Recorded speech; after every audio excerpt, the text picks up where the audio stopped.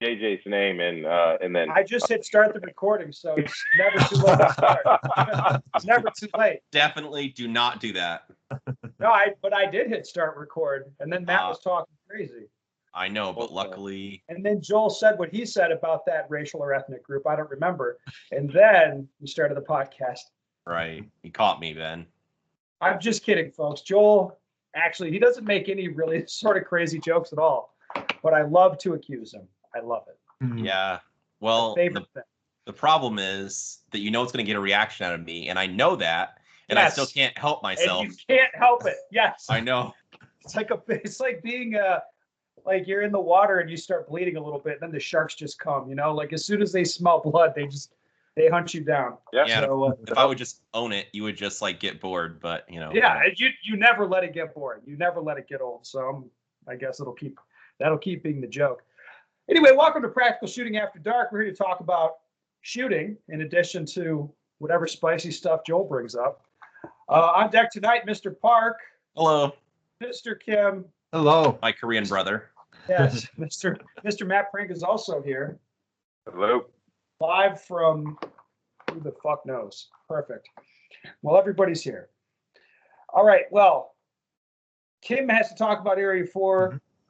Joel's going to do some preachy, helpful stuff, which will be fine as long as we keep that brief. And then Matt's going to talk about some stuff. It should be a bang-up podcast, as you guys might say. So let's lead off. Mr. Kim, tell us about Area 4, your latest adventure. Yes, I just came back from the match. I've shot a couple Area 4s, I think by now probably around 4 times. So it's back in Oklahoma. I shot once over there, 2017 Area 4 there. This time, it was a little bit different. In terms of stages, there was something I liked a lot, which was the large, medium, short courses, kind of like what IPSC is doing. I don't think the ratio was about same. I think they definitely had more like a 1 large, 1 medium, 1 small, something like that. Yeah. So in terms of round count, that was pretty interesting. So some like 28 to 32, some are around 20, some are around like 10, 12, something like that. So in terms of executing that, I think they organized the bays correctly. So like one bay, there's 2 short course, 1 bay, there's like 1 large, etc. They pretty use their geographic size pretty well too. That range, if you've been to, it's pretty large range. It's U.S. Shooting Academy. So there were. I mean, they didn't even use all the bays, did they? No, no. I wouldn't think they'd even use them all. Mm-hmm. Definitely, they had more rooms to do more. They had 13 stages, and definitely some large course had very far shots. I think I heard up to like 35-yard shots, something like that, 30 to 35. So I was glad to see some far shots because nowadays it's not common to see far shots anymore. No, that's true.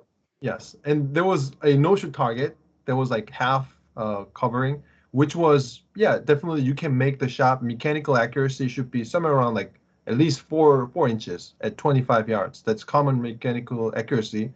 So I don't think there was anything unreasonably difficult, but difficult enough to challenge,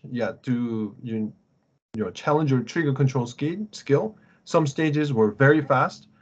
But one thing I wanted to see is actually variety of stages, meaning large courses looked about similar. Medium courses looked about similar. Small courses looked about similar. So all the small courses were pretty hosey. All large courses were about 5 positions, and that was about it. But in IPSC, even if it's like 3-2-1 system, meaning like 1 large, 2 medium, etc., they kind of do different style stages for especially short courses. Some short courses, if the listeners shot Wisconsin match, that's a good example. So there were a couple of short courses where 1 short courses you have opportunity to shoot on the move on multiple targets. 1 short course is like 1 box. You should swinger at distance, things like that. So definitely 1 small course and the other small course didn't look the same at that match or typical IPSC match. But in this match, large courses look about the same. Feels like copy paste of similar type shooting. smoke courses, very hosey stage. So that's something that I would like to see a little bit more variety of. But I think they generally did a very good job of challenging some shooting stuff. Definitely, there was many shooting speed change. So like couple stages had target right in front of you, and target kind of far, target kind of in the middle. So you can kind of choose if you're going to go left to right or right to left on that same stage starting position. You could draw on a 2-3 yard target, or you could draw on a 15-20 yard open target or mini popper starting. So you can kind of choose your preference, because some people like shooting far to near or near to far. So in that kind of case, I think that option was pretty good idea. One thing that was not as interesting though was ton of partials. I think the heat factor, there was only one stage that was lingering around 5, and everything else was above like 7, 8, 9-ish. And I think the trend now on should be using different things to lower the heat factor. I mean, again, Wisconsin sectional match, an interesting way to lower the heat factor without using ton of partials. But in general, I think the execution of the match was very nice. I didn't see a whole lot of traffic jam, so to say. So the match was done, the day one was done by like 3 o'clock. There was 10 stages. So I think the flow was pretty good. And I heard a lot of people having good experiences out of the match, me as well. So I thought that was a pretty good match to shoot. Yeah, and there's only a couple area matches that I don't recommend, but area 4, I would recommend to people to shoot. Well, Chad Stanton's normally the match director of that match. And if Chad's, I mean, being honest, if Chad's setting up the match, you know it's going to be pretty, like, it'll be run smoothly. There won't be any major issues, nothing dumb as far as, like, props. Everything will be very reasonable. Yes. So, yeah, you kind of know what you're getting into if you go to that. So, I mean, I like Chad's matches. Yeah, I think he puts out pretty good match, especially as an area championship, because it doesn't mean you're a good match director. I think some match directors don't do very well on an area championship where it's determining the champions. So I think this was a good match to determine. All right. Cool. Thank you, Mr. Kim, for that amazing report. Mr. Park, I think you wanted to take a couple minutes to talk about useful and practical advice. Well, yeah. I mean, I don't know. I don't want to be too preachy, but I want to kind of talk about like wanting for nothing when you turn up to matches. It never fails. Almost every match I go to, someone needs something. They forgot something. They ran out of something. Something broke. I'm happy to be the guy loaning out my extras, because I'm just glad I'm not the person, scrambling around needing sunscreen, or, out of my gun doesn't have a front sight or whatever. So obviously it's different if you fly or drive.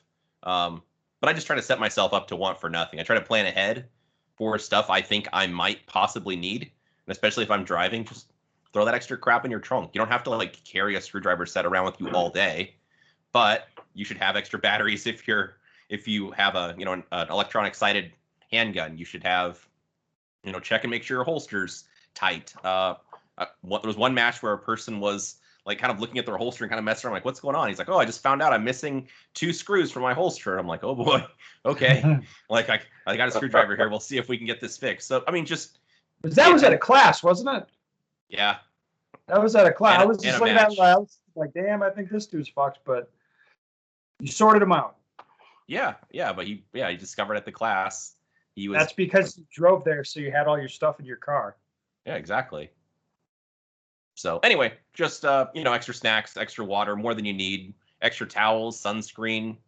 The day gets miserable if you don't have the stuff you need. So just think about planning ahead.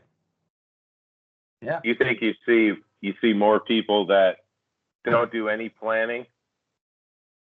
Well, some people I think just wing it, or I don't think they maybe they don't think ahead to what could possibly happen. They always look for best case. Like, oh, I think we'll be out of here by 2 o'clock. And the next thing you know, it's 4 o'clock and they're out of water.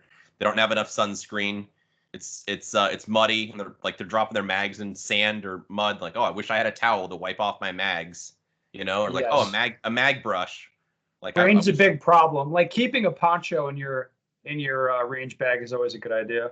Yeah, I keep two Yeah. of them, one for my range bag and one for me. Absolutely. Yeah. I think it's more I can kind of see that more when someone's just going to a like range day or a club match, but when people travel, you know, extended distance, you've got either mileage, you know, fuel in your car or an airline ticket or something like that. Like you're putting a lot of resources into a match, or just doesn't even have to be in a match. You're going somewhere. I know plenty of times I come up to train, you know, with Ben. It's like you want to bring everything. Like I'm willing to pack an entire extra bag to pay the $60 to the airlines to fly that so you don't run out. I think that's a good mentality, but I don't think that's shared by a lot of people in the USPSA world. No. Or even just the awareness of what could possibly happen. There's a chance we could get rain. Well, let me give yeah. people some practical advice, some really good advice. If you're a person like me, you want to be friends with a person like Joel. Now, listen, you're not going to be responsible. You're not going to look after your own shit. That's fine. You need to be friends with someone like Joel.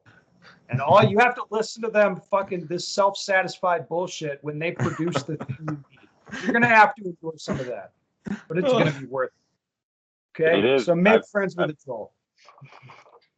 Hey, Joe brings some pretty good extra match ammo too. It's very nice. Wasn't that stuff very nice? If Joel hands you something, it's quality. If it's an apple slice, it's going to be nice. It'll be the best apple you've ever had. It'll be nice. It's going to be freshly cut that morning, I'm sure. This is If it's probably ammunition, factual. it'll be loaded properly. Right? Yep. That's just the way the cookie crumbles sometimes. All right. Thank you, Joel. Helpful and practical advice with even better advice for me, honestly. Matt, you got to tell us about, your training. You tried some new stuff in training when you stayed after the section match, so I'm sure people love to hear about it. Yep. Had a great time up there shooting with you and Wanzik. Half a Did you day have with fun Joel. time at the match, I hope? I don't think you had that much fun during the match, honestly, but after the match was fun. No, I actually did have a very fun time at the match. I wasn't shooting as well as I would have liked, but I mean, I think that match did everything it was designed to do to me. So it was perfect. Like I learned a lot, man. I learned a ton, and you know, shooting a new division. Plus, I'm not gonna lie, like I kind of felt like there was a ton of heat in Carry Optics for a section match. Tons. There, I don't know how many M's and GMs there were, but there was a shitload. lot. No, but I had a great time shooting it. You know, I was just trying to stay really engaged and shoot better as the stages progressed. But whatever. Now, the last couple days I stayed there with you, and we trained. We got to train.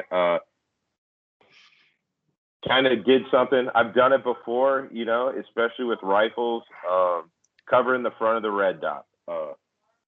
Didn't realize. I think I posted a couple pictures. Yes. On the internet about it, and didn't realize how much of a contentious debate or something or whatever the fuck it was for the internets. Dude, it paid dividends, right? A lot of things that I talk about with my own shooting, talk to Josh about, talk with you plenty about the visual control. And a lot of people think that they're doing something visually, especially shooting optics guns. Specifically, I'm talking about Carry Optics guns, but I'm sure open shooters are the same way. You're just not in the level of visual control that you think you are. Right. So what you're saying is, let me put it this way. I tell people a lot of times when they have this realization, like you're talking about, I'll say there's two types of people. There's those that think they always are target focused, you know, when they're shooting a dot, they're always target focused, and they're wrong, right? And then there are those that see that there are some times where their eyes are getting sucked back onto the dot. And like that second group of people is going to be annoyed sometimes, but at least they understand what's really happening. Yep. And I think that as the shooting performance increases, right? Your foundational skills, you're getting better and better at shooting. The tendency for you to come back inside the dot becomes much more realistic. As the gun is behaving more erratically, you're shooting much faster. The tendency to stare at that dot because it's giving you so much feedback becomes a real thing. So what I ended up doing, based off of talking with you and looking at how you were shooting, right? So for 2 days, I pretty much taped the front side of my dot.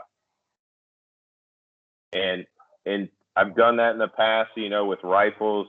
You start to, for me, it's like, I kind of describe it as like it's a visual irritation that you have to learn how it feels like, right? So with a rifle and a carry optic stock the same way, your left eye should look through the tube, or your non-dominant eye looks through the tube, and then your dominant eye looks around the tube at the target, and the focal convergence is on the target with a very tight point of aim or reference point on the target that you pick. So if you tape the front of your dot and all you see is black or brown, depending on the color of tape, I mean, check it out, stud. You're not target focused. You're staring at the dot. Both of your eyes are in that dot. And I think that's where most shooters live.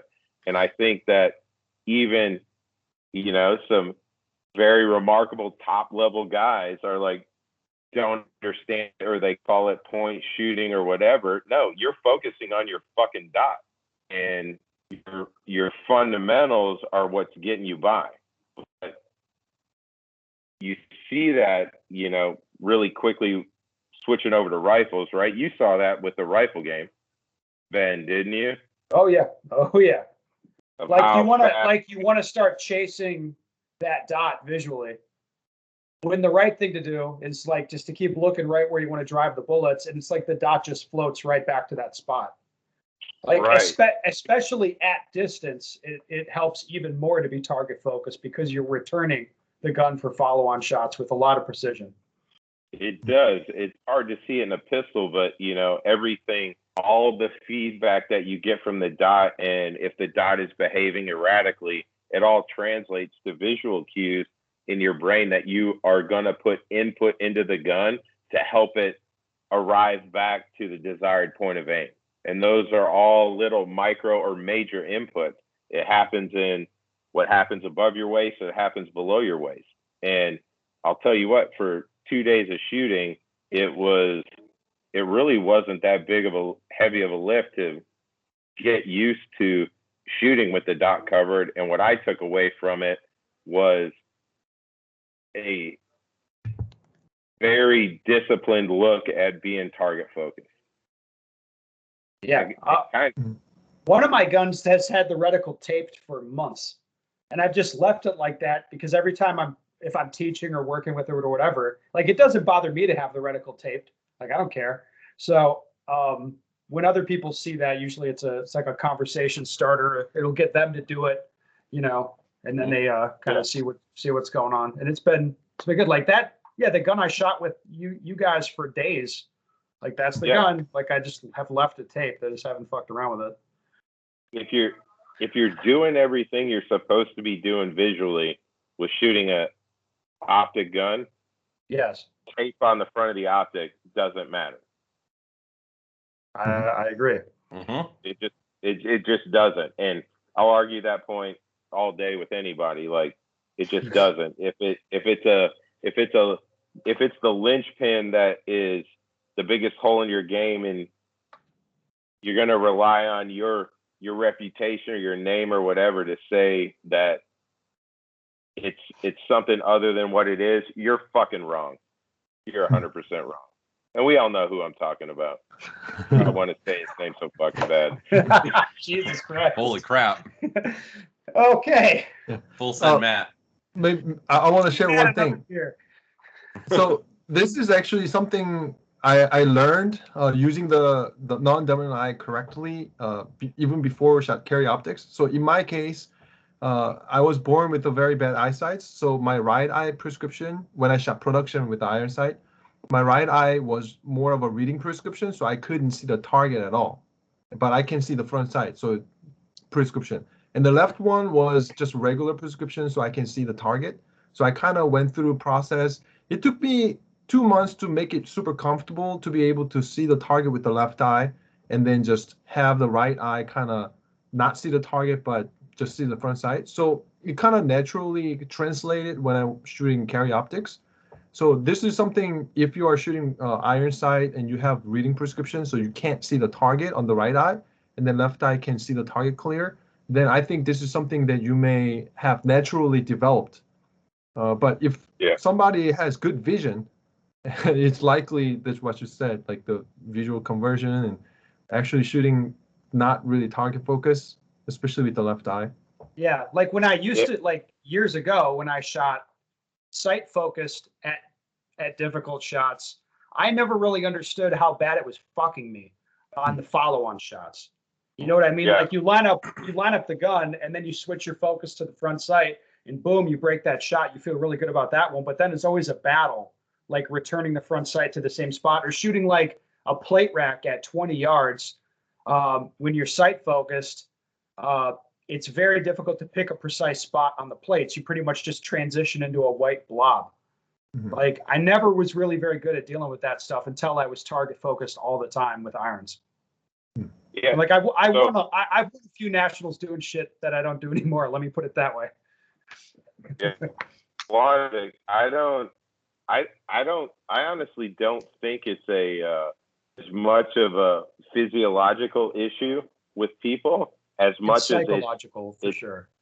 It's a psychological. There is a confidence element to shooting like target focused sighted fire with irons, but it's the way that people are always taught to shoot from day one, right? The hard front sight focus, and just by what they're always told and what's beaten into them, you're trained to look at the sights one way, right? And the dominant eye, if given the ability for it to be your dominant eye, it's going to take over everything. And taping the dot, like what you were just saying, like kind of what you learned with irons, I would say kind of the hard way, is you're training the non-dominant eye, right? And I think for a lot of guys that initially start struggling with the dot for a number of reasons, not picking the dot up on the gun handling side or whatever, you've got to go back to irons to fix it, because all the dot's doing is showing you holes in your game that you've kind of bred into your system or your shooting ability with shooting iron sight. Yeah. I agree. To use one of Ben's saying, Ben always, I just like it, so I say it the same way Ben does. You hit where you look, for better or worse. And if you're looking at the front sight, whether it's iron sights or the dot, like you're going to hit where you're looking. And if you're watching the front sight, you probably should be looking at the target where you want the bullets to go. So like what Ben said, returning the gun for follow-up shots, or like you see somebody like really close targets, they just whip the gun out and they're just like smashing all these really close targets. Thanks, Matt. No, anyway, just looking where you want the bullets to go is super important. And you'll never be able to shoot, like you can't shoot at warp speed if you're watching your front sight. You're always going to be behind the curve. No, and honestly, man, I think like for newer shooters, or the sooner you start getting onto this visual piece and learning how to train your eyes and shooting target focus, regardless of irons or dot, like you're gonna be successful in the long run doing that. Yes. And that's how the hand-eye coordination is done. You gotta look to a spot and bring the object to that, rather than looking at the object and then try to bring it to the spot. You're not visually guiding in that sense. But yeah, that vision is huge for like visual guidance. If you're trying to do a mag change, Kim, and you look down at the magazine, and then you're like, I'll just watch this magazine while I go like slam this in the gun in 1 second, it's probably not going to work out for you very well, right? Exactly. But if you looked at the mag well, the magazine will just show up where you're looking. Yes, visual guidance. Yes. Yeah. That's why they named those things you aim with on guns sights. It's a smart one, that Matt. The secret's in the name. All right, Joel. Any other observations from training after the match? You were there for a day. You must have something fun. I was. I don't know. It's always fun seeing how I stack up compared to everybody else. So that was probably my favorite part. And then also, like when we were on stage 1, Professor was getting ready to break the stage, and so then Professor has a different plan. I'm like, oh, that looks kind of interesting. Maybe I want to try that. And so it was kind of fun when there was no consequences about, you don't have to have your match run, your on-demand match run, but just seeing where we could round corners, what plan was faster or slower. That stuff's fun. I'm a nerd. I like that stuff. Yeah, I mean, I think we were curious. It was interesting how many different ways there were to shoot that. Well, that and a few other stages. Like, it was very interesting, like, how many different plans we could come up with on a couple of those. It was similar. On one, is it fair to say they were all pretty much a wash? I mean, maybe one was I a little don't bit think better. it really affected the times a whole lot. It was just whatever you liked. But you might find one plan flows better or plays to your strengths better. Yeah, it was easier for you to remember or whatever it was. Yeah, very interesting. Well, all right, guys. I think it was a bang-up podcast as promised. I always like it when there's a little bit of fireworks. So thank you, gentlemen, for coming on. Listeners, if you have a question you'd like the answer to, go to bensticker.com. Send us your questions. We'd love to hear from you.